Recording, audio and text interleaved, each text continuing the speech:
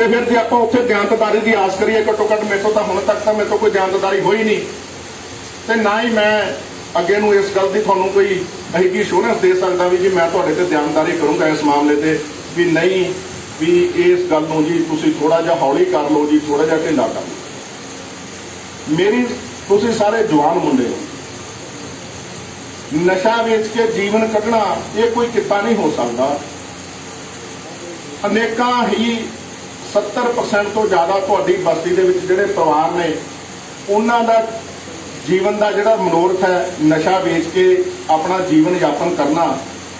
ਅੱਜ ਘਰੇ ਨੇ, ਕੱਲ ਨੂੰ ਥਾਣੇ 'ਚ ਨੇ, ਪਰਸੋਂ ਨੂੰ ਜੇਲ੍ਹ 'ਚ ਨੇ, 15-20 ਦਿਨ ਮਹੀਨੇ ਅੰਦਰ ਲਾਏ, ਫੇਰ ਵਾਪਸ ਆ ਗਏ, ਫੇਰ ਉਹੀ ਕੰਮ ਸ਼ੁਰੂ ਕਰ ਲਿਆ, ਫੇਰ ਫੜੇ ਗਏ, ਫੇਰ ਜੇਲ੍ਹ ਚਲੇ ਗਏ, ਫੇਰ ਆ ਗਏ। ਖਟਿਆ ਕੀ? ਮਸਲਾ ਤਾਂ ਨਾ ਵੀ ਅਸੀਂ ਕਿੱਤਾ ਕੀਤਾ ਸੀ, ਖਟਿਆ ਕੀ? ਉਹ ਜਿਹੜੇ ਤੁਹਾਡੇ 4 ਪੈਸੇ ਤੁਸੀਂ ਇਸ ਮਾੜੀ ਕਮਾਈ ਤੋਂ ਖੱਟਦੇ ਹੋ, ਉਹ ਸਾਰੇ ਇਸੇ ਤਰੀਕੇ ਤੁਹਾਡੇ ਰਸਤਿਆਂ ਦੇ ਵਿੱਚ ਹੀ ਲੱਗ ਜਾਂਦੇ ਆ। ਤੁਸੀਂ ਮੈਨੂੰ ਦੱਸੋ, ਠੀਕ ਹੈ ਤੁਸੀਂ ਹੁਣ ਤੁਸੀਂ ਬਿਜਲੀ ਦੀਆਂ ਕੁੰਡੀਆਂ ਵੀ ਲਾ ਲੈਂਦੇ ਹੋ, ਕਿਤੋਂ ਪੈਸੇ ਚੱਕੇ 5-5 7-7 ਰੁਪਏ ਸੈਂਕੜੇ ਤੇ ਤੁਸੀਂ ਪੈਸੇ ਚੱਕਦੇ ਹੋ। ਕਿਸੇ ਦੇ ਘਰੇ ਇੱਕ ਅੱਧਾ ਤੋਲਾ ਸੋਨਾ ਨਹੀਂ ਹੈਗਾ, ਸਾਰਾ ਤੁਸੀਂ ਫਾਈਨੈਂਸ ਕੰਪਨੀਆਂ ਦੇ ਕੋਲੇ ਤੁਸੀਂ ਆਪਣਾ ਗਹਿਣੇ ਰੱਖੀ ਬੈਠੇ ਹੋ। ਕੋਈ ਇਹੋ ਜਿਹਾ ਸ਼ਹਿਰ ਦਾ ਉਹ ਸ਼ਾਹੂਕਾਰ ਜਿਹੜਾ ਕਿ ਵਿਆਜ ਤੇ ਪੈਸੇ ਦੇਣ ਦਾ ਕੰਮ ਕਰਦੇ ਨੇ, ਕੋਈ ਇਹੋ ਜਿਹਾ ਤੁਹਾਡਾ ਘਰ ਨਹੀਂ ਹੈ ਜਿਨ੍ਹਾਂ ਨੇ ਸ਼ਾਹੂਕਾਰਾਂ ਤੋਂ ਪੈਸੇ ਲੈ ਕੇ ਤੁਸੀਂ ਆਪਣਾ ਉਹਨਾਂ ਨੂੰ 5-5 7-7 ਜਾਂ 10-10 ਰੁਪਏ ਸੈਂਕੜੇ ਦਾ ਵਿਆਜ ਨਹੀਂ ਭਰਦੇ। ਕੀ ਸਾਰੇ ਲੋਕ ਹੀ ਐਂ ਕਰਦੇ ਨੇ? ਜਿਹੜੇ ਲੋਕ ਹੋਰ ਤਰੀਕੇ ਨਾਲ, ਚੰਗੇ ਤਰੀਕੇ ਨਾਲ ਆਪਣਾ ਜੀਵਨ ਜਿਉਂਦੇ ਨੇ, ਕੀ ਉਹ ਵੀ ਐਂ ਕਰਦੇ ਨੇ? ਉਹਨਾਂ ਨੂੰ ਹੋਰ ਤਕਲੀਫਾਂ ਹੋਣਗੀਆਂ, ਪਰ ਤੁਹਾਡੇ ਵਾਲੇ ਸਿਸਟਮ ਨਾਲ ਕਦੇ ਨਹੀਂ ਹੁੰਦਾ ਹੈਗਾ ਵੀ ਨਾਲੇ ਤਾਂ ਪੈਸੇ ਵੀ ਕਮਾਈ ਜਾਣੇ ਆ, ਉਹ ਖਤਮ ਵੀ ਹੋਈ ਜਾਣੇ ਆ, ਜੀਵਨ ਦਾ ਪੱਧਰ ਵੀ ਖਤਮ ਹੋਈ ਜਾਣਾ ਹੈ, ਤੇ ਬਿਮਾਰੀਆਂ ਵੀ ਲੱਗੀ ਜਾਣੀਆਂ ਨੇ। ਤੁਸੀਂ ਅੱਜ ਟੈਸਟ ਕਰਾ ਕੇ ਦੇਖ ਲਓ, ਤੁਹਾਡੀ ਬਾਜੀਗਰ ਬਸਤੀ ਦੇ ਵਿੱਚੋਂ 20% ਜਿਹੜੇ ਮੁੰਡੇ HIV ਪੋਜ਼ਿਟਿਵ ਨਿਕਲਣਗੇ। 20% ਮੁੰਡੇ HIV ਪੋਜ਼ਿਟਿਵ ਨਿਕਲਣਗੇ। ਇਹੋ ਜਿਹੇ ਹਾਲਾਤ ਹੋਏ ਪਏ ਨੇ। ਮੈਂ ਤੁਹਾਨੂੰ ਇਸ ਗੱਲ ਕਰਕੇ ਕਹਿ ਰਿਹਾ ਵੀ ਮੈਂ ਜਿੰਨੇ ਮੁੰਡੇ ਜੁਰਮ ਦੇ ਸੰਦਰਭ ਦੇ ਵਿੱਚ ਬਾਜੀਗਰ ਬਸਤੀ ਦੇ ਫੜੇ, ਜਾਂ ਜਿਹੜੇ ਤੁਹਾਡੇ ਬਾਜੀਗਰ ਬਸਤੀ ਦੇ ਨੇੜੇ ਤੇੜੇ ਰਹਿੰਦੇ ਨੇ, ਜਿਹੜੇ ਜੁਰਮ ਦੇ ਵਿੱਚ ਲਿਪਤ ਹੋਏ ਨੇ, ਇੱਕ ਤਾਂ ਪਰਸੋਂ ਹੀ HIV ਪੋਜ਼ਿਟਿਵ ਆ ਕੇ ਹਟਿਆ। ਮੈਨੂੰ ਇਸ ਗੱਲ ਦਾ ਬੜਾ ਜ਼ਿਆਦਾ ਅਫਸੋਸ ਹੋਇਆ ਵੀ ਆਪਣੇ ਕਾਰਨਾਂ ਕਰਕੇ ਉਹ HIV ਪੋਜ਼ਿਟਿਵ ਆ ਗਿਆ, ਨਾਲ ਉਹਨੇ ਇੱਕ ਬੱਚੀ ਦੀ ਜ਼ਿੰਦਗੀ ਬਰਬਾਦ ਕਰਤੀ, ਨਾਲ ਉਹਨੇ ਜਿਹੜੇ 4 ਮੁੰਡੇ ਉਹਦੇ ਨਾਲ ਹੋਰ ਬਹਿ ਕੇ ਨਸ਼ਾ ਕਰਦੇ ਸੀ, 4ਾਂ ਦੀ ਉਹਨਾਂ ਦੀ ਜ਼ਿੰਦਗੀ ਬਰਬਾਦ ਕਰਤੀ। ਤੁਸੀਂ ਸ਼ੇਰੋ ਹਲੇ ਜ਼ਿੰਦਗੀ ਦਾ ਦੇਖਿਆ ਕੀ ਹੈ? ਤੁਸੀਂ ਤਾਂ ਹਲੇ ਪੂਣੀ ਵੀ ਨਹੀਂ ਕੱਟੀ, ਤੁਸੀਂ ਤਾਂ ਆਪਣੀ ਚੜ੍ਹਦੀ ਉਮਰ ਚੋਂ ਸਾਰੇ। ਜੇ ਮੈਂ ਗੱਲ ਤੁਹਾਡੇ ਜਿਹੜੇ ਵੱਡੇ ਬਜ਼ੁਰਗ ਨੇ, ਤੁਹਾਡੇ ਜਿਹੜੇ ਉਮਰ ਹੰਢਾ ਚੁੱਕੇ ਬੰਦੇ ਨੇ, ਜਿਹੜੇ 55 60 65 ਸਾਲ ਦੇ ਹੋ ਚੁੱਕੇ ਆ, ਉਹਨਾਂ ਤੇ ਗੱਲਾਂ ਸਮਝ ਕਰਦੀਆਂ। ਉਹ ਜਿਹੜੇ ਪੁਰਾਣੇ BC ਬਣੇ ਹੋਏ ਨੇ ਤੁਹਾਡੇ, ਜਦੋਂ ਅਸੀਂ ਉਹਨਾਂ ਨੂੰ ਬੁਲਾਉਂਦੇ ਆ, ਬੁਲਾ ਕੇ ਥਾਣੇ ਦੇ ਵਿੱਚ ਚੈਕਿੰਗ ਕਰਦੇ ਆ, BC ਰੋਲ ਅਸੀਂ ਰੱਖ ਲੈਂਦੇ ਆ।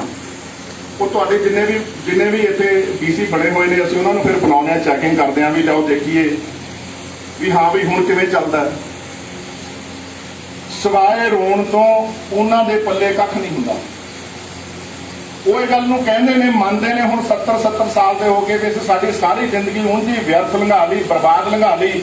ਹੁਣ ਅਸੀਂ ਆਪਣੇ ਜਵਾਕਾਂ ਨੂੰ ਕਹਿੰਦੇ ਆ, ਪਰ ਹੁਣ ਸਾਡੇ ਕਹਿਣੇ 'ਚ ਨਹੀਂ ਹੈ।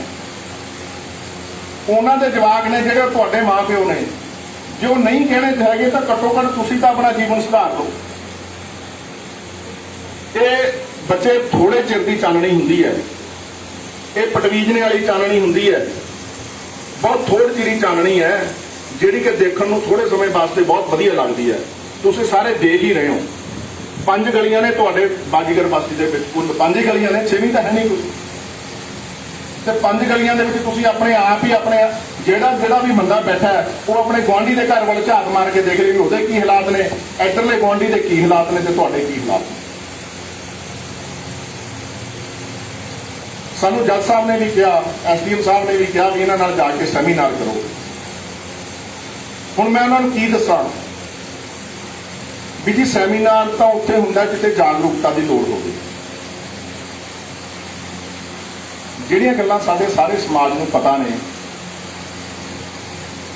ਕੀ ਤੁਸੀਂ ਮੈਨੂੰ ਦੱਸੋ ਜ਼ਿੰਦਗੀ ਇੰਨੀ ਜ਼ਿਆਦਾ ਸਸਤੀ ਹੋ ਗਈ ਵੀ ਉਹ ਇੱਕ ਜਾਂ 2 ਰੁਪਏ ਦੇ ਮਤਲਬ ਸਿਰਿੰਜ ਟੀਕੇ ਦੀ ਤੇ 100-150 ਰੁਪਏ ਦਾ ਕੋਈ ਚਿੱਟਾ ਲੈ ਕੇ ਇਥੋਂ ਚੋਰੀਆਂ ਛਪੋਰੀਆਂ ਪੀ ਕੇ ਆਪਣੀ ਜਾਨ ਗਵਾ ਦੇ? ਕੀ ਜ਼ਿੰਦਗੀ ਇੰਨੀ ਸਸਤੀ ਹੋ ਗਈ? ਫਿਰ ਤੁਸੀਂ ਕਹਿੰਦੇ ਵੀ ਪੁਲਿਸ ਸਖਤੀ ਕਰਦੀ ਹੈ, ਫਿਰ ਤੁਸੀਂ ਕਹਿੰਦੇ ਵੀ ਪੁਲਿਸ ਮਾੜਾ ਬੋਲਦੀ ਹੈ, ਫਿਰ ਤੁਸੀਂ ਕਹਿੰਦੇ ਵੀ ਪੁਲਿਸ ਧੱਕਾ ਕਰਦੀ ਹੈ, ਫਿਰ ਸਾਰੇ ਇਲਜ਼ਾਮ ਵੀ ਸਾਡੇ ਤੇ। ਤੁਸੀਂ ਮੈਨੂੰ ਇਹ ਦੱਸੋ ਵੀ ਜਦੋਂ ਤੁਸੀਂ ਇਲਜ਼ਾਮ ਲਾਉਨੇ ਹੋ ਕੀ ਅੱਜ ਤੱਕ ਫਿਰ ਕਿਸੇ ਨੇ ਸੁਣਿਆ? ਕੁਛ ਹੋਇਆ? ਕੋਈ ਕਾਨੂੰਨ ਦੇ ਵਿੱਚ ਕੋਈ ਤਬਦੀਲੀ ਆਈ? ਕਾਨੂੰਨ ਤਾਂ ਬਲਕਿ ਹੋਰ ਸਖਤ ਹੁੰਦੇ ਗਏ, ਕਾਨੂੰਨ ਸਖਤ ਹੁੰਦੇ ਗਏ। ਤੁਸੀਂ ਆਪਣਾ ਵਰਤਾਰਾ ਤਿਆਗਿਆ ਨਹੀਂ, ਤੁਹਾਡੇ ਜੀਵਨ ਦਾ ਪੱਧਰ ਹੈ ਜਿਹੜਾ ਨੀਵਾਂ ਹੁੰਦਾ ਗਿਆ। ਅੱਜ ਇਹ ਹਾਲਾਤ ਨੇ ਵੀ ਤੁਸੀਂ ਸਾਰੇ ਭੁੱਖ ਦੇ ਤੋੜੇ ਖੜੇ ਹੋ, ਪਰ ਤੁਸੀਂ ਆਪਣੀ ਜਿੱਦ ਨਹੀਂ ਛੱਡਦੇ। ਮੈਂ ਤੁਹਾਨੂੰ ਨਹੀਂ ਕਹਿ ਰਿਹਾ, ਤੁਹਾਡੇ ਜਿਹੜੇ ਪੁਰਖੇ ਨੇ ਵੱਡੇ, ਤੁਹਾਡੇ ਮਾਪਿਓ ਨੇ, ਉਹ ਇਸ ਰਾਹ ਤੋਂ ਨਹੀਂ ਬੰਦ ਹੁੰਦੇ। ਉਹ ਜੇ ਨਹੀਂ ਬੰਦ ਹੋਣਗੇ ਤਾਂ ਇਹ ਜਿਹੜਾ ਚੱਕਰ ਹੈ, ਜਿਹੜਾ ਤੁਹਾਡੇ ਕਹਿਣ ਦੇ ਮੁਤਾਬਕ ਤੁਸੀਂ ਕਹਿੰਦੇ ਵੀ ਸਾਡੇ ਤੇ ਦਮਨ ਚੱਕਰ ਚਲਾਉਂਦੀ ਹੈ ਪੁਲਿਸ, ਇਹ ਪੁਲਿਸ ਨਹੀਂ ਚਲਾਉਂਦੀ ਤੁਹਾਡੇ ਤੇ ਦਮਨ ਚੱਕਰ। ਇਹ ਫਾਹਾ ਤੁਸੀਂ ਚੱਕ ਕੇ ਨੀਚੋਂ ਨਾ ਆਪਦੇ ਗਲ ਚ ਆਪ ਪਾਉਣੇ।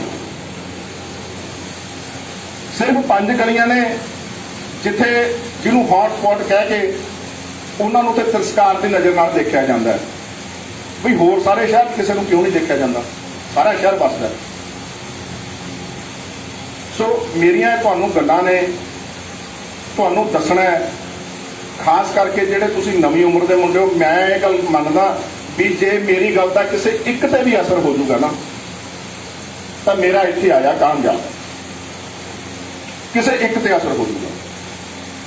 ਜੇ ਸਾਰੀ ਜ਼ਿੰਦਗੀ ਸਿਰੋਂ ਸਾਰੀ ਦੁਨੀਆ ਜੁਰਮ ਕਰਕੇ ਰੋਟੀ ਖਾ ਸਕਦੀ ਹੁੰਦੀ, ਫਿਰ ਤਾਂ ਸਾਰੇ ਹੀ ਜੁਰਮ ਕਰਕੇ ਆਪਦਾ ਰੱਜੀ ਜਾਂਦੇ।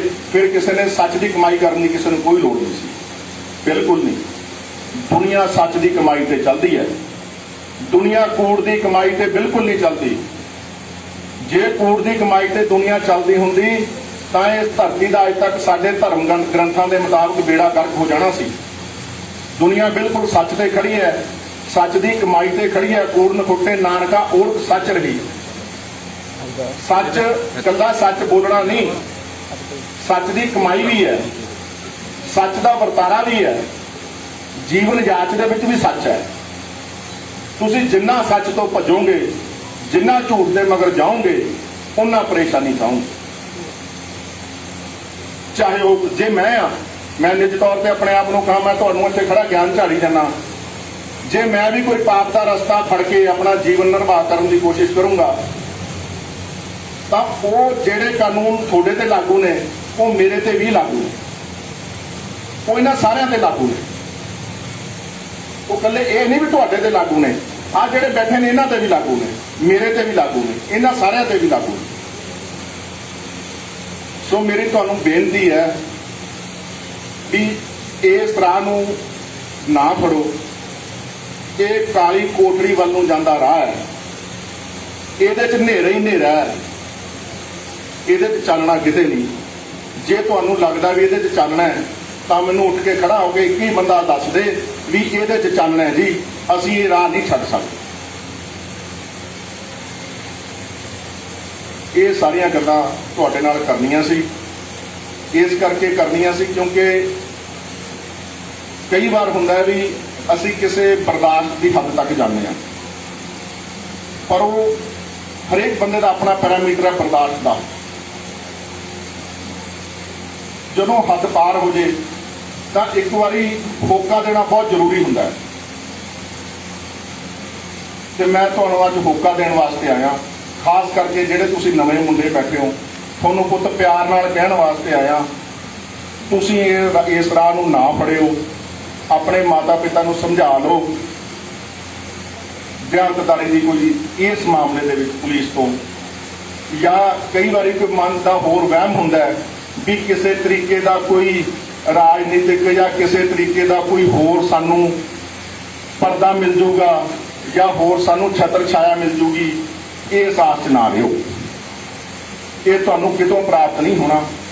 ਨਾ ਇਹ ਸਰਕਾਰ ਦੀ ਇਸ ਲੈਵਲ ਦੀ ਕੋਈ ਨੀਤ ਹੈ, ਨਾ ਇਹ ਪ੍ਰਸ਼ਾਸਨ ਦੀ ਐਡਮਿਨਿਸਟ੍ਰੇਸ਼ਨ ਦੀ ਇਸ ਲੈਵਲ ਦੀ ਕੋਈ ਨੀਤ ਹੈ ਤੇ ਨਾ ਹੀ ਸਾਡੀ ਜੁਡੀਸ਼ਰੀ ਦੀ ਕੋਈ ਇਸ ਲੈਵਲ ਦੀ ਨੀਤ ਹੈ ਵੀ ਇਸ ਮਾਮਲੇ ਦੇ ਵਿੱਚ ਕੋਈ ਢਿੱਲ ਦੇ ਦਿੱਤੀ ਜਾਵੇ। ਸੋ ਇਹਨਾਂ ਸ਼ਬਦਾਂ ਦੇ ਨਾਲ ਤੁਹਾਨੂੰ ਬਹੁਤ ਸਾਰੀਆਂ ਗੱਲਾਂ ਮੇਰੀਆਂ ਚੁਭਣੀਆਂ ਲੱਗੀਆਂ ਹੋਣਗੀਆਂ,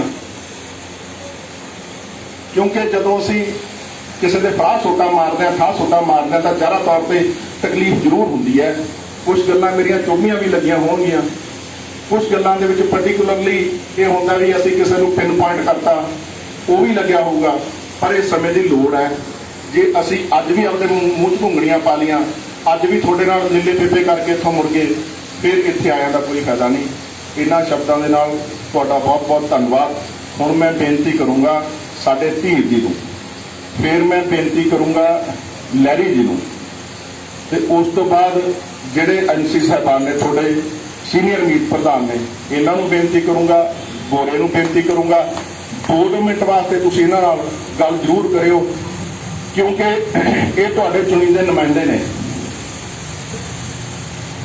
ਇਹਨਾਂ ਨੂੰ ਪਤਾ ਹੈ ਵੀ ਤੁਹਾਡੇ ਕਾਰਨ ਇਹਨਾਂ ਨੂੰ ਸਾਡੇ ਕੋਲੇ ਆ ਕੇ ਕਿੰਨੀ ਕੁ ਰੁਸਵਾਈ ਝੱਲਣੀ ਪੈਂਦੀ ਹੈ। ਇਹ ਗੱਲਾਂ ਦਾ ਤੁਹਾਨੂੰ ਪਤਾ ਹੋਣਾ ਚਾਹੀਦਾ। ਸੋ ਇਹਨਾਂ ਸ਼ਬਦਾਂ ਦੇ ਨਾਲ ਤੁਹਾਡਾ ਬਹੁਤ ਬਹੁਤ ਧੰਨਵਾਦ।